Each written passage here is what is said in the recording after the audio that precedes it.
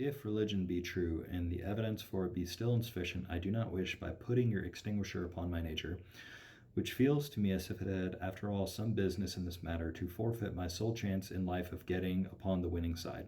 The chance depending, of course, on my willingness to run the risk of acting as if my passional need of taking the world religiously might be prophetic and right. All this on the supposition that it really may be prophetic and right, and that even to us who are discussing the matter, religion is a live hypothesis which may be true. Now, to most of us, religion comes in still further way that makes veto on our active faith even more illogical. The more perfect and more eternal aspect of the universe is represented in our religions as having personal form. The universe is no longer a mere it to us, but a thou. If we are religious, and any relation that may be possible from one person to person might be possible here. For instance, although in one sense we are passive portions of the universe, in another we show a curious autonomy, as if we were small active centers on our own account. We feel, too, as if the appeal of religion to us were made to our own active goodwill, as if evidence might be forever withheld from us unless we meet the hypothesis halfway.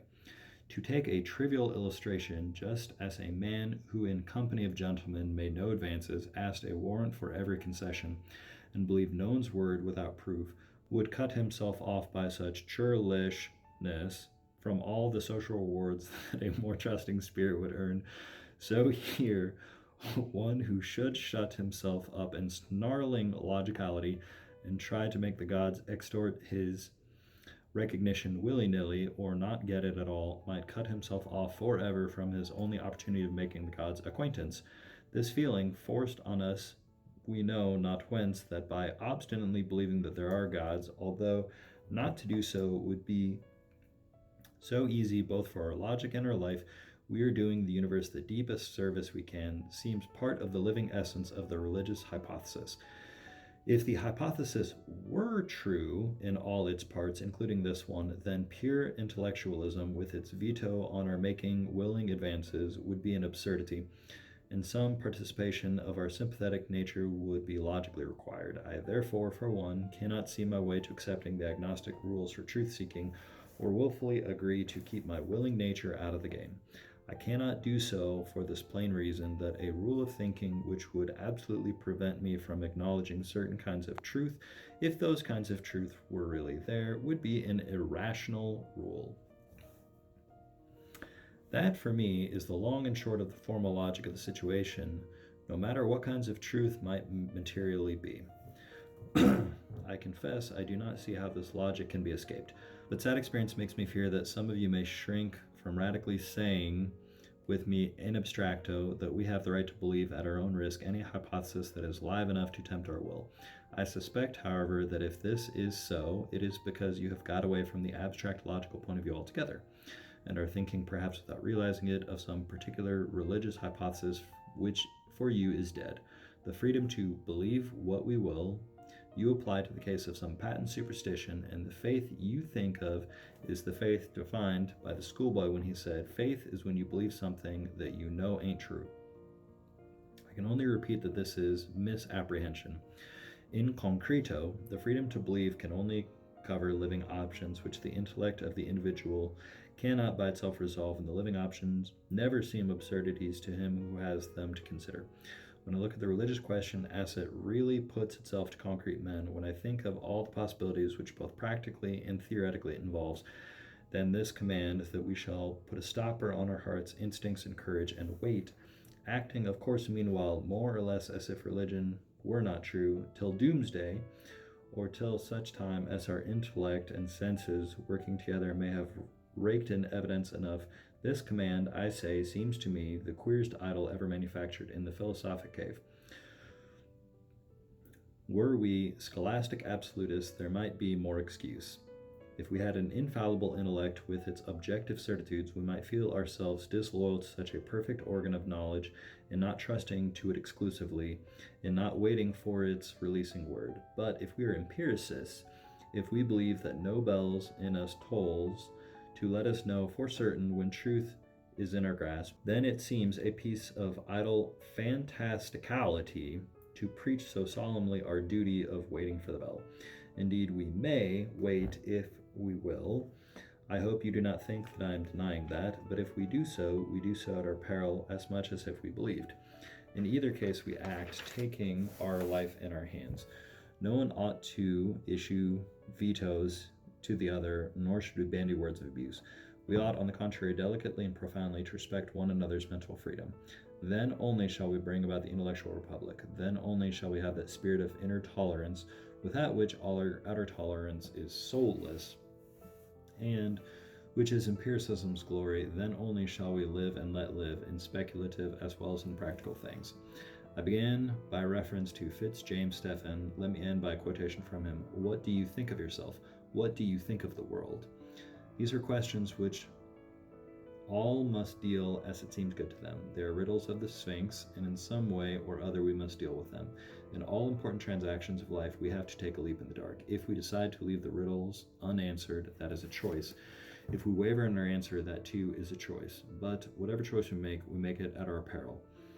If a man chooses to turn his back altogether on God and the future, no one can prevent him. No one can show beyond reasonable doubt that he is mistaken. If a man thinks otherwise and acts as he thinks, I do not see that anyone can prove that he is mistaken. Each must act as he thinks best, and if he is wrong, so much the worse for him. We stand on a mountain pass in the midst of whirling snow and blinding mist, through which we get glimpses now and then of paths which may be deceptive. If we stand still, we shall be frozen to death. If we take the wrong road, we shall be dashed to pieces. We do not certainly know whether there is any right one. What must we do? Be strong and of good courage. Act for the best, hope for the best, and take what comes. If death ends all, we cannot meet death better. Long video. Thank you for your patience. We're probably going to go ahead and split this up into 2 separate videos because it's already 45 minutes by my count on this. I don't know what it's going to be when it gets edited out. If you have any further questions or topic requests, feel free to send an email to libraryofdyslexia@gmail.com. Feel free to write in the comments what you thought. Maybe if you want to put in a topic request there. Like, subscribe, share. Thank you. You have a very good day. Kaboom.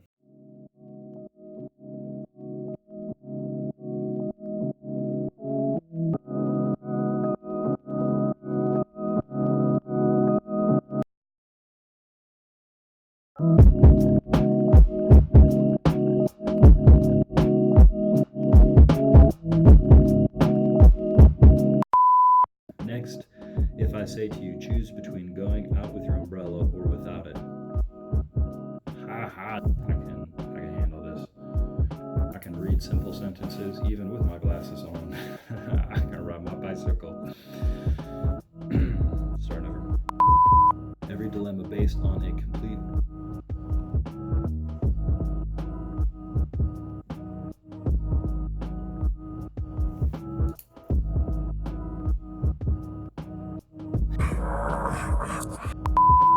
for us if we see them so, and if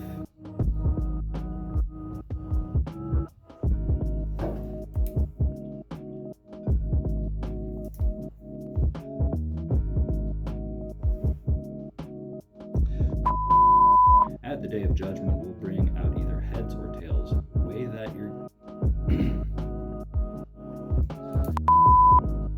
the celebrated passage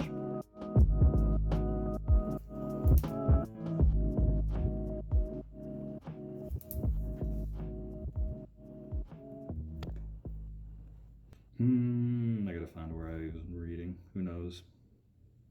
Oh.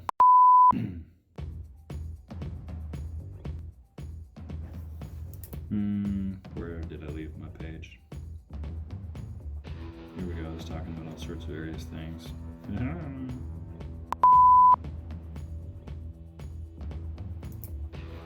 Grand rhyming master William James.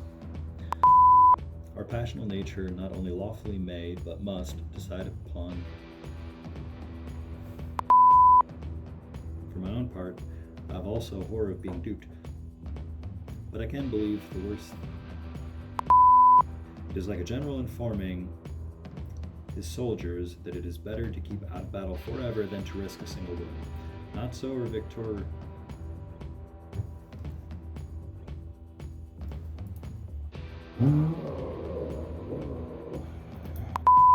2 first steps of passion you have to... Well, of course, I agree as far as the facts will always allow. I speak, of course, here by the purely judged. Oh, Lord of mercy. Long.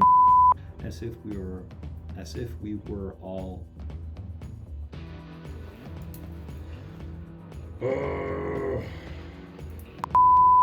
Would cut himself off by such churlishness from all the social rewards that a more trusting spirit would earn. So here one would God, when will it ever end? When will it ever end? Churlishness.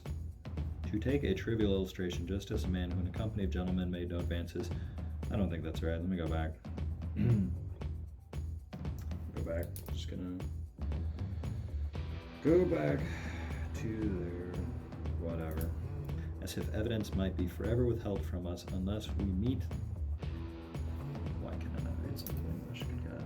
To take a trivial illustration, just as a man who in a company of gentlemen made no advances, asked a warrant for every concession, and believed no one's word without proof, would cut himself off by such churlishness. I can't read. I'm just gonna start over at that word churlishness. He is baking the field against religious hypothesis, just as the believer. I just said the word baking instead of backing. Holy crap. Sad experiences. This is a super long video with a million errors. I'm sorry. If we take the wrong turn.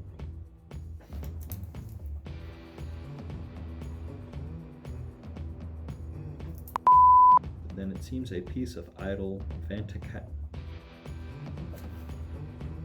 That is a really tough word. I'm not even gonna lie.